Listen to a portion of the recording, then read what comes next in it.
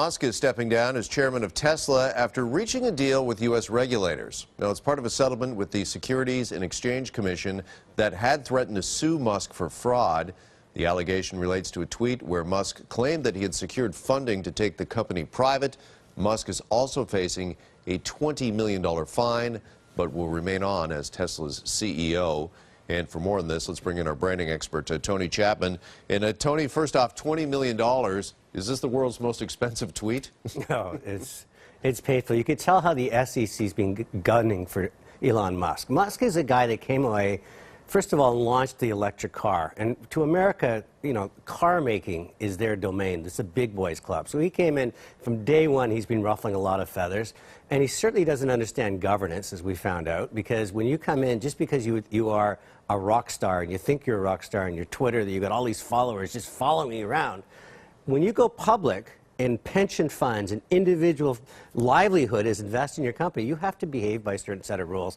And he clearly didn't when he said, oh, I got to go private. That's the kind of thing you bark at a bar to your best friend. Oh, I got my funding secured. Puts that out there. He deserved to be punched, not slapped. But at the same time, it's a lesson to everybody to realize that social media is not your forum for talking about public markets. Is this maybe, in a strange way, good news for the company in the long run then? Because Musk will step down as chairman, but he remains on as CEO, so he can still be that visionary, that entrepreneur, but maybe somebody else with a little more, I guess, business savvy will be in charge? Well, chairman controls the board, but the CEO still talks about strategy and direction. There's a great book called The Founder's Dilemma. It's very difficult for a founder, especially with someone with a brain the size of Musk, who wants to colonize Mars, bore tunnels, send rockets into outer space.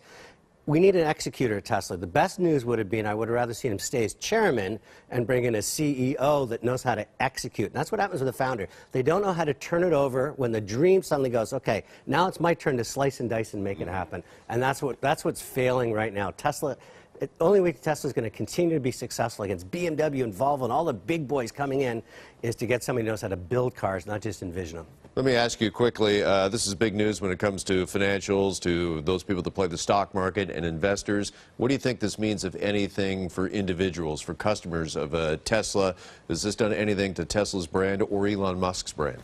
Oh, it's hurt both, and it's making the other competitors now come in that are interesting. They had first mover advantage, they were a runaway train, now they're going to become one of many, and that's the problem when you have a lead singer like Musk who gets all the attention when it's going well, boy, the audience is leaning in, but as soon as he trips on the stage, the audience turns away.